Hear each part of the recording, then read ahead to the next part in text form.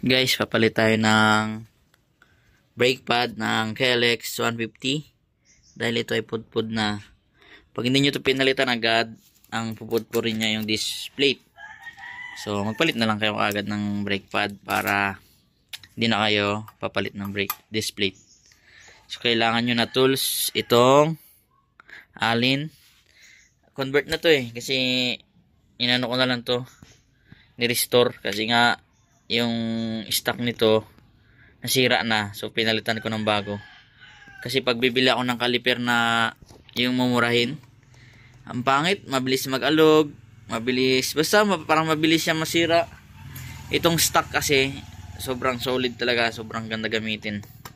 Yan, itong 8 tapos itong allen again. So yun, dito na yung mga tools natin, naka-ready na. Guys, allen, malapit na siya malustrate, sana hindi siya ma-stack up. Lagyan natin ng extension para maganda ang banat. Oy, goods pa, umikot pa ang ating allen bolt. Yan, pero sobrang sikip na, lalagyan na lang natin siya mamaya ng grasa.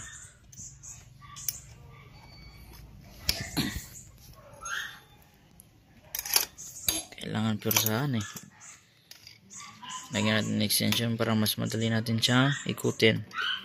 Yan, diba?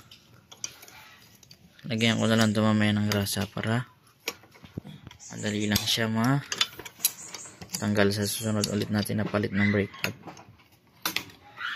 Yan, wala, sikip na diba?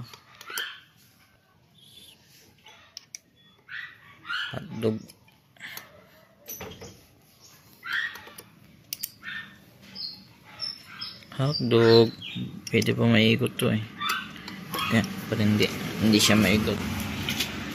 Palit natin brake pad. So yan guys, tanggal na tong isa.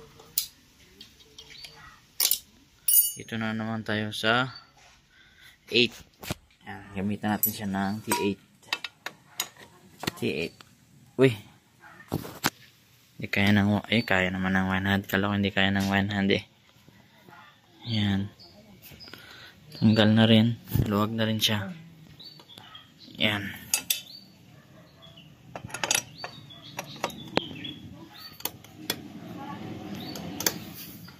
palitan na natin kasi pag put ang brake pad maingay, nagaingay kay bakal to bakal na yung kiskisan. So bali, ito na lang para makapagpalit tayo ng brake pad. Ang size niyan ay size 6mm. So magpuput yan, 6mm. Uy, 6mm size niyan. Tanggalin natin para madali lang siyang mapalitan ng brake pad.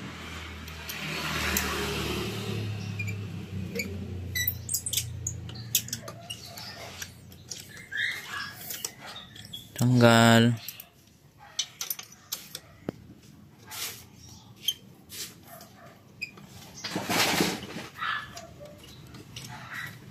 Tanggal. Sugutin mo lang ganyan. Di ba? Tingnan mo kung gaano nakapudpud ang ating brake pad. Bakal to bakal na talaga. Papalitan na natin siya ng bagong brake pad. Yan.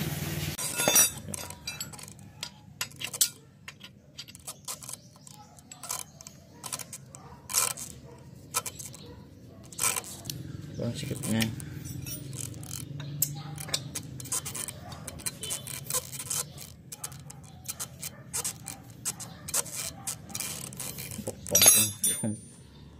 Ito yung isa.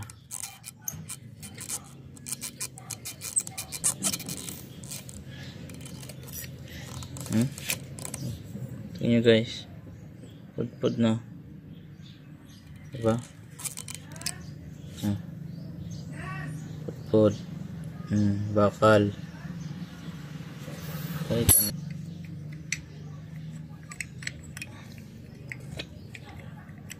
Yan. Yung isa. Ang brake pad niya pudpud na. Diba?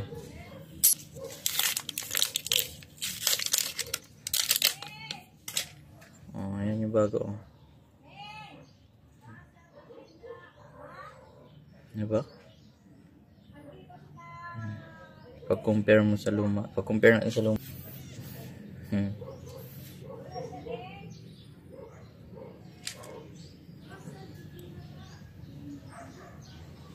Ito yung bago. Ito yung luma. Pudpud na talaga. Pad na yung plate na yung sumasagi dito. Kumakaskas. Kaya maingay yung mga motor nyo minsan na display. Ganyan yung tunog. Kaya pag may ganun na tunog yung motor nyo, punta na siya, papalitan nyo na ng mga brake pad.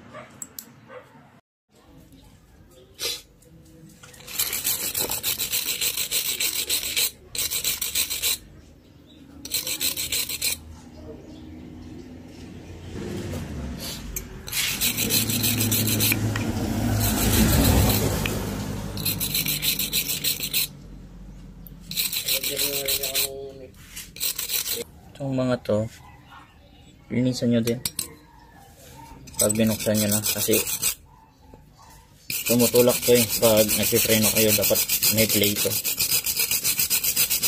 Cause din yan ang stack up sa preno pag hindi nyo to nalinis.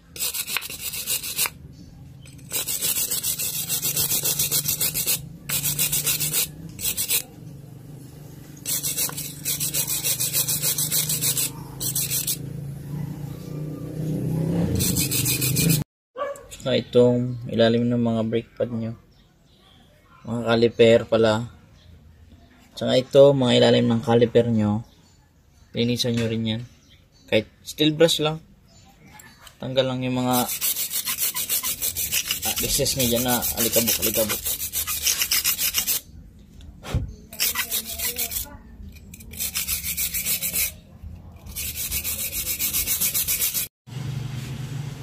Ito guys, yung piston ng caliper, dapat itulak nyo pa yan siya pabalik. Kasi pag hindi nyo tinulak to pabalik, tas nilagay nyo yung bagong brake pad, naka-close lang yan siya. O hindi nga kasya o. Diba, hindi nga kasya eh. Kasi makapal yung brake pad. So dapat ipupush nyo to. Meron kami tools dito na pang tulak. Ayan. Pero kung wala kayong pantulak, pwede man yung mga mano-mano na ganito, kakalangan nyo. Tapos itutulak nyo pa, push pa ganyan. Ayan. Pero tabingi kasi. Ayan. Pero ito ang ginagamit namin. Ayan, tulad nyan. Ipitan lang.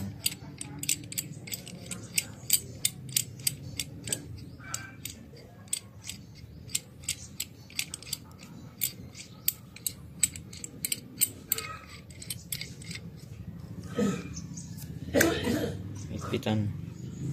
Tapos matutulak na yan siya. Ayan nyo. Tulak na yan siya paloob.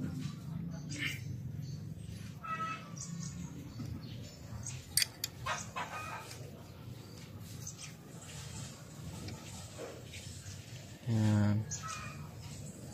Ayan. Okay. Kita nyo? Diba? Tapos, bago nyo natin ilalagay yung brake pad na bago, kasya na. May play pa. Para pumasok yung display. Diba? Yes. Pagbalik guys, kailangan nyo nitong brasahan to. Saka ito. Brasahan natin.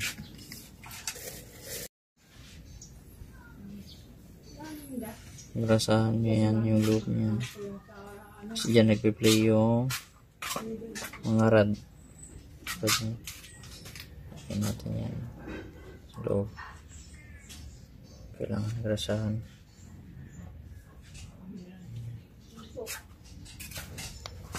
Ito.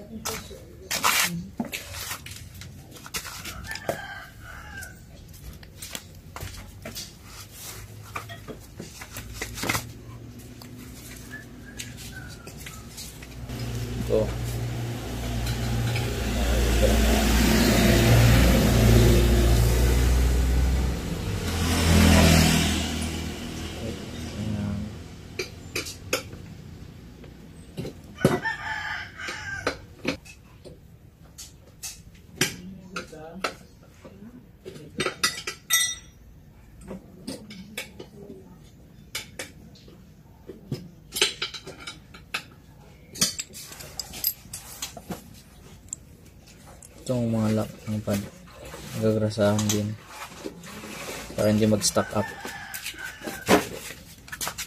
Nagagrasahan din.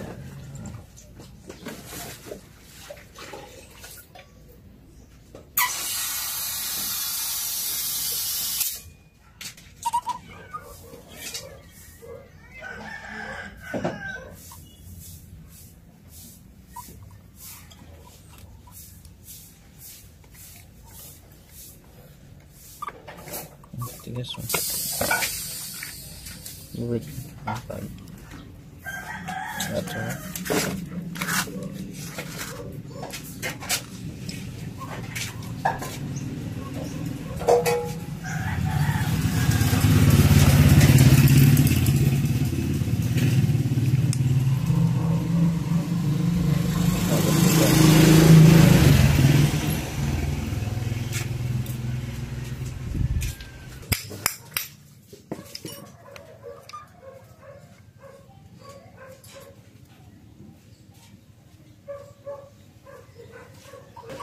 Kita na.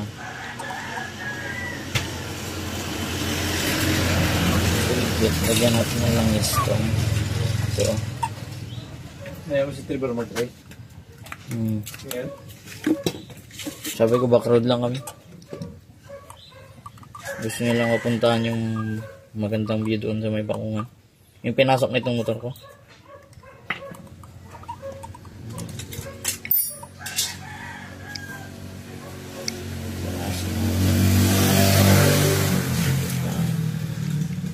Ito mariri, nakita niyo ito. Ito isa, lagyan din natin ng oil.